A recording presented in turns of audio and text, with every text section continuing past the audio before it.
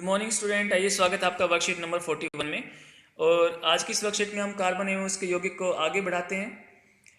आज की इस वर्कशीट के अंदर हम पढ़ेंगे समजातीय श्रेणी। समजातीय श्रेणी किसे कहते हैं उससे पहले थोड़ा सा रिपीट कर लेते हैं जो कि अब तक हमने क्या पढ़ा है। अब तक हमने पढ़ा है कि कार्बन परमाणुओं को आपस में जोड़कर विभिन्न लंबाई की श्रृंखलाएं बनाई जा सकती हैं। ये श्रृंखला शाखित भी हो सकती हैं।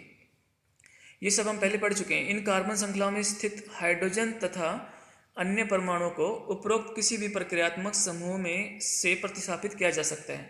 अब उपरोक्त प्रक्रियात्मक समूह क्या है वो आपको याद आ रहे होंगे कि हमने जब पढ़े थे क्लोरो ब्रोमो एल्कोहल ओ यानी कि OH के बारे में, CHO एल्डिहाइड के बारे में, C double bond O ketone के बारे में, और हमने पढ़ा था COOH कार्बोक्सिलिक अम्ल के बारे में। ये सभी प्रक्रियात्मक समूह होते हैं जो कार्बन यौगिकों के हाइड्रोजन को प्रतिस्थापित करके उनकी जगह पर लग सकते हैं।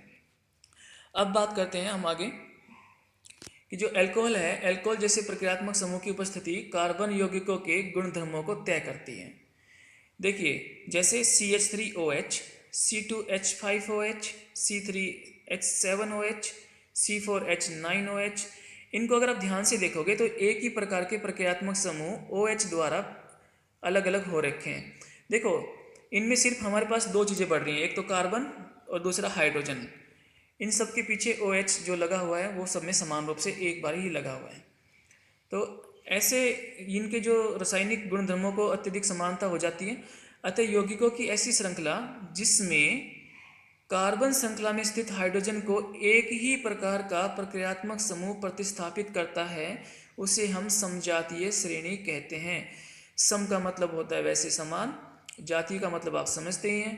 तो एक ऐसी श्रृंखला जिसमें एक जैसे ही प्रक्रियात्मक समूह लगे होते हैं उन सबको हम समजातीय श्रेणी कहते हैं। तो OH सिर्फ यहाँ पर बदला है, बाकी इसके बाद में यहाँ पर OH यहाँ पर सिर्फ बदलता है। इसके अलावा C और H2 यानी कि दो हाइड्रोजन और एक कार्बन यहाँ पर बदलते हैं। देखिए पहले में अगर आप ध्यान से देखेंगे तो कार्बन एक है, लेकिन दूसरे वाले में, उससे आगे वाले में दो कार्बन है। तो कितने कार्बन चेंज हुए? एक। हाइड्रोजन यहाँ पर 3 है, अगले में 5 है, तो कितने हाइड्रोजन चेंज हुए? 2। तो जितने भी ये श्रेणी बनती है उन सब के अंदर एक CH2 का अंतर है। बाकी के जो प्रक्रियात्मक समूह हैं वो सेम लगे हुए हैं। इस प्रकार की श्रेणी अगर आपको कहीं भी दिखाई दे जाती है उसे हम समजातीय श्रेणी कहते हैं। इसके बाद में हम बात करते हैं आगे। यदि हम उत्तरोत्तर यौगिकों के सूत्र को देखें जैसे CH4, C2H6, इनमें भी एक CH2 इकाई का ही अंतर है।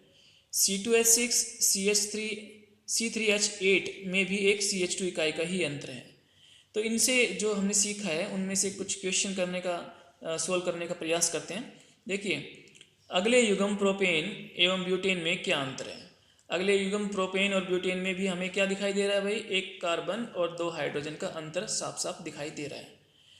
क्या आप इन युग्मों के आणविक द्रव्यमानों का अंतर ज्ञात कर सकते हैं? अब क्योंकि इनके बीच में जो अंतर है वो एक कार्बन दो हाइड्रोजन का है, ये हमें ध्यान में रखना है। यहाँ पर दिया भी गया है कि एक कार्बन का जो परमाणुक द्रव्यमान है वो 12 यूनिट है और एक हाइड्रोजन का परमाणुक द्रव्यमान है वो 1 यूनिट होता है। तो हमारे पास में एक कार्बन है, एक कार्बन के लिए हम 12 लिखेंगे और हाइड्रोजन 2 हैं तो प्लस करके एक हाइड्रोजन, एक यूनिट को हम 2 हाइड्रोजन से गुना कर देंगे तो हमारे पास में कितना आएगा? 14। तो ये जो 14 आए हैं इसका मतलब क्या है कि इन दोनों के बीच में परमाणुक द्रव्यमान का जो अंतर है वो कितने का हो जाता है? 14 का हो जाता है। वैसे भी हम इनका अलग अलग निकाल के आपको दिखाते हैं। देखिए सबसे पहले अगर हम बात करते हैं C3H8 की। C3H8 में क्या है? 3 कार्बन है तो 3 गुना में 12 जमा हाइड्रोजन कितने हमारे पास में? 8। तो एक हाइड्रोजन का जो परमाणुक द्रव्यमान होता है वो एक ही होता है, तो हमारे पास में 8 हाइड्रोजन है, उनको 1 से गुना करेंगे तो कुल कितना आ जाएगा? इनकी गुना करके हमारे पास में आता है 36 जमा में 8, तो टोटल कितना हो गया? 44। अब दूसरा देखते हैं C4H10।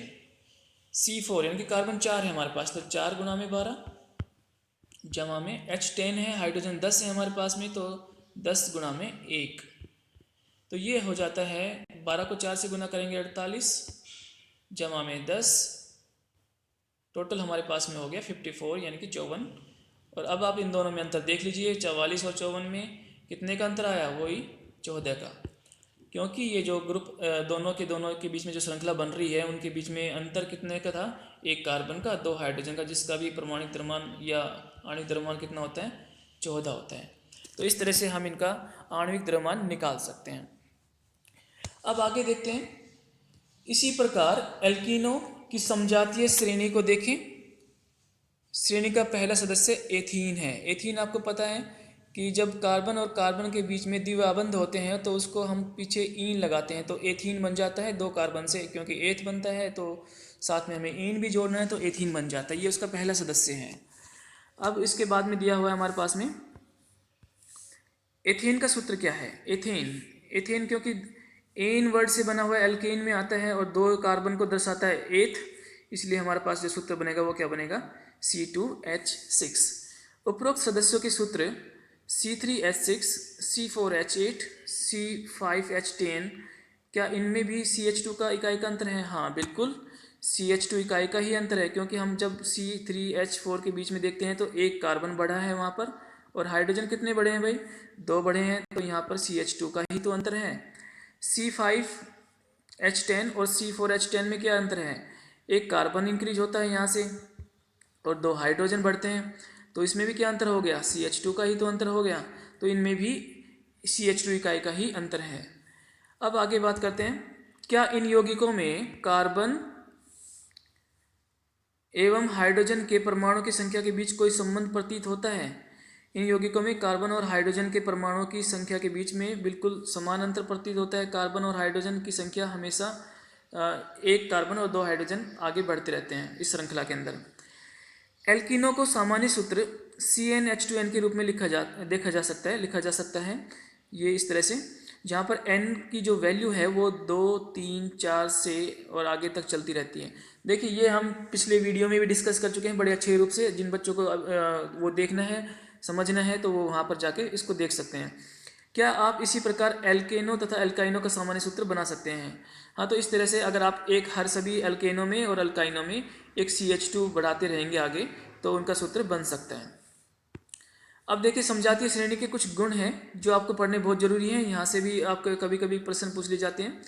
जब किसी समजातीय श्रेणी में आणविक द्रव्यमान बढ़ता है तो भौतिक गुणधर्मों में क्रमबद्धता दिखाई देती है।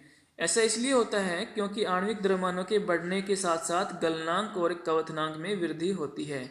तो जितने CH2 बढ़ते रहेंगे उनके साथ साथ उनके भौतिक गुणधर्मों में भी क्रमबद्धता दिखती रहेगी, उनके गलनांक और क्वथनांक बढ़ते रहेंगे, उनमें वृद्धि होती रहेगी। किसी विशेष विलायक में विलेयता जैसे भौतिक गुणधर्म में भी इस प्रकार की क्रमबद्धता दर्शाते हैं। तो वो किसी विलायक में घुलनशील है या नहीं है यौगिक, ये भी हमें उनकी क्रमबद्धता पर पता लगता है। किंतु पूर्ण रूप से प्रक्रियात्मक समूह के द्वारा सुनिश्चित किए जाने वाले रासायनिक गुण समजातीय श्रेणी में एक समान बने रहते हैं। एक समान क्यों बने रहते हैं? क्योंकि उनके अंदर जो प्रक्रियात्मक समूह है वो एक जैसे होते हैं। जैसे हमने ऊपर डिस्कस किया कि OH ग्रुप से ही सारे के सारे यौगिक अलग हुए थे। यहाँ पे हमने डिस्कस किया था कि सारे के सारे CH2 से ही अलग हुए थे, तो उनके जो प्रक्रियात्मक समूह वो एक जैसे हैं, इसलिए उनके रासायनिक गुणधर्म भी समान ही होते हैं, एक समान होते हैं। आइए अब आगे चलते हैं। कार्बन यौगिकों की नाम पद्धति जो पिछले वीडियो में हमने बहुत अच्छी तरीके से समझी थी, फिर भी एक बार हम नाम से बता देते हैं। यहाँ पर क्लोरो और ब्रोमो नहीं दिया गया है, तो क्लोरीन Cl और Br के लिए हम क्या वर्ड यूज करते हैं, क्लोरो क्लोरीन के लिए और ब्रोमो ब्रोमीन के लिए, ये दोनों हम यूज करते हैं। ब्रोमो, देखिए इन दोनों में मैं इसलिए बता रहा हूँ यहाँ पे डाल के, क्योंकि हमारे पास जब हम आगे पढ़ेंगे तो पता लगेगा कि ये प्रक्रियात्मक समूह की प्रकृति के अनुसार पूर्व लगन उपसर्ग या अनुलगन प्रत्यय के द्वारा संशोधित लिया गया हो। देखिए उपसर्ग आपको पता है आगे लगते हैं और प्रत्यय जो होते हैं वो पीछे लगते हैं। तो क्लोरो और ब्रोमो ऐसे प्रक्रियात्मक समूह है जो हाइड्रोकार्बन की जब हम नेमिंग करते हैं, उनकी नाम पद्धति करते हैं, तो उनके आगे लगते हैं, यानी कि हाइड्रोकार्बन का नाम बाद में आएगा और इनका नाम पहले आएगा। जैसे मान लीजिए आपके पास में CH4 में से एक हाइड्रोजन को हटा के आपने उसको CH3 किया और हाइड्रोजन जगह पे Cl लगा दिया, तो इसका नाम क्या बोला जाएगा? इसका नाम क्लोरो का नाम पहले बोला जाएगा, क्लोरो, और एक कार्बन से मीथेन बनता है, तो हम क्या बोलेंगे? क्लोरोमीथेन। तो ये किस तरह से लगा? यहाँ पर उपसर्ग की तरह लगा। इसके बाद जितने भी बच गए हैं वो सारे के सारे लगते हैं प्रत्यय के तरह, यानी कि पीछे लगेंगे। अगर हमारे पास में CH3OH है तो हम यहाँ पर OH को पहले नहीं बोलेंगे, पहले बोलेंगे मीथेन को, और पीछे क्या लगा देंगे? जैसे मैंने पहले बताया था, पीछे हम लगाएंगे ओल। तो नाम क्या हो जाएगा इसका? मिथेनॉल। इसी तरह से मिथेनॉल, फिर अगर 2 कार्बन है तो एथेनॉल, 3 कार्बन है तो प्रोपेनॉल, 4 है तो ब्यूटेनॉल। एल्डिहाइड का जो अल लगता है वो भी पीछे लगता है, मेथेनल, इथेनल, प्रोपेनल, ब्यूटेनल। कार्बोक्सिलिक अम्ल का जो ओइक अम्ल है, ओइक एसिड हम इंग्लिश में लिखते हैं, या फिर हिंदी में आप ओइक अम्ल, ये भी पीछे ही लगता है, यानी कि प्रत्यय की तरह लगता है। तो यहाँ पर मेथेनोइक अम्ल, एथेनोइक अम्ल, प्रोपेनोइक अम्ल और ब्यूटेनोइक अम्ल। तो ये जो 3 है हमारे पास प्रक्रियात्मक समूह, ये एक प्रत्यय के तरह संलगित होते हैं, पुरोलगन होते हैं, अनुलगन होते हैं। और जो क्लोरो और ब्रोमो है वो उपसर्ग की तरह पूर्वलगन होते हैं। अब देखिए हमारे पास में कुछ अभ्यास के प्रश्न हैं, उनको भी देख लेते हैं। अभ्यास करना मुश्किल नहीं होता है, क्योंकि जब हम वर्कशीट को अच्छी तरह समझ लेते हैं तो अभ्यास बड़े ही आसान हो जाते हैं। सबसे पहले हमारे पास में जो प्रश्न है वो है, समजातीय श्रेणी को परिभाषित कीजिए। C4H9OH के समजात सदस्यों का नाम एवं संरचनात्मक सूत्र लिखिए। तो इसका सूत्र हम बाद में लिखेंगे, पहले हम समजातीय श्रेणी का परिभाषा और उसके जो सदस्य हैं समजात, उनकी तरफ चलते हैं। उनके आंसर आपको कहाँ से मिलेंगे? सबसे पहले यहाँ दिए हुए हैं, देखिए जो समजातीय श्रेणी है उसकी परिभाषा, यौगिकों की ऐसी श्रृंखला जिसमें कार्बन श्रृंखला में स्थित हाइड्रोजन को एक ही प्रकार का प्रक्रियात्मक समूह प्रतिस्थापित करता है, उसे समजातीय श्रेणी कहते हैं। ये समजातीय श्रेणी की परिभाषा हो जाती है।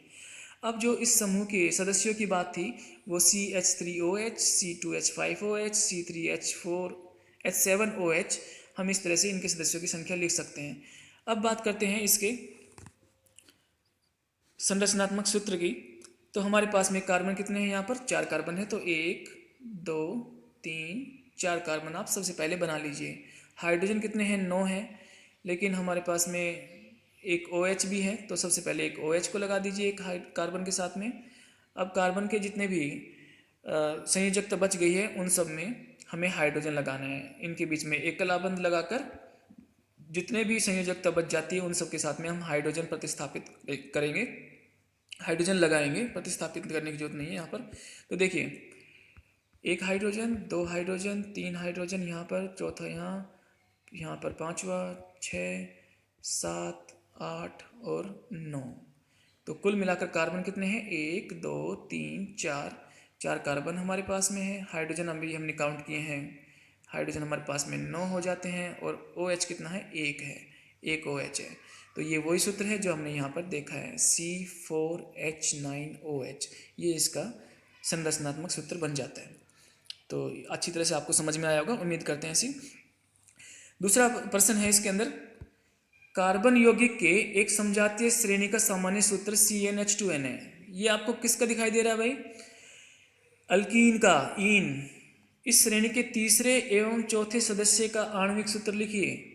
तो तीसरा का लिखना, ध्यान रखना, तीसरे का और चौथे का लिखना है। आपको पता है CnH2n अल्कीन में आता है, और मैंने ये आपको बताया है कि अल्कीन में जो N की वैल्यू होती है वो 2 से स्टार्ट होती है, 2 3 और 4। आज की वर्कशीट में ऊपर दिया भी गया है, आप इसको देख सकते हैं।